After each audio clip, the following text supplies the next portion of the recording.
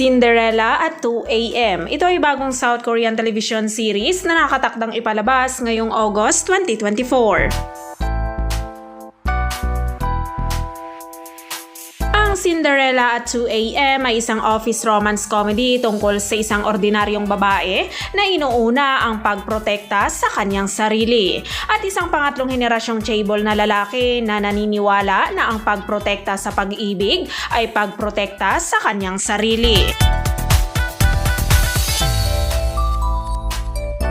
Si actress Shin Hyun Bin ay gumanap bilang Ha Yun So. Siya ay isang manager ng brand marketing team sa isang kumpanya ng credit card na hindi nawawala ng kumpiyansa sa sarili kahit saan at anumang oras. Siya ay maganda na may mabuting personalidad, mahusay sa kanyang trabaho, kumikita ng maraming pera at perpekto sa lahat ng paraan, ngunit wala siyang kakayahang makipag-date. Noong bata pa siya, kinuha niya ang kanyang nakababatang kapatid at iniwan ang kanilang pamilya dahil sa karahasan sa tahanan.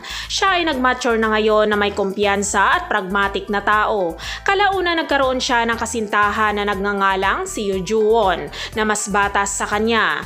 Nagtatrabaho ang kanyang kasintahan bilang isang kawani sa parehong kumpanya ni Yoon So. Sa kanyang pagtataka, nalaman ni Yoon So na ang kanyang kasintahan ay anak ng pamilyang chaebol na nagpapatakbo ng kanilang kumpanya. Pagkatapos ay kinausap ng ina ni Joo-won si Yoon So para makipaghiwalay sa kanyang anak at inalok siya ng pera para gawing iyon. Naniniwala si Yoon So na walang mga fairy tale sa kanyang mundo at nagpa siya na kunin ang pera mula sa ina ni Joo-won at makipaghiwalay siya kay Joo-won. Samantala, si actor Moon Sang-min ay gumanap bilang si Yoo Joo-won. Siya ay isang bagong empleyado sa team ni Yoon So na hindi lang gwapo at physically fit, mayaman din at may maamong personalidad. Siya ay talagang isang ikatlong henerasyong chaebol at anak ng AL Group.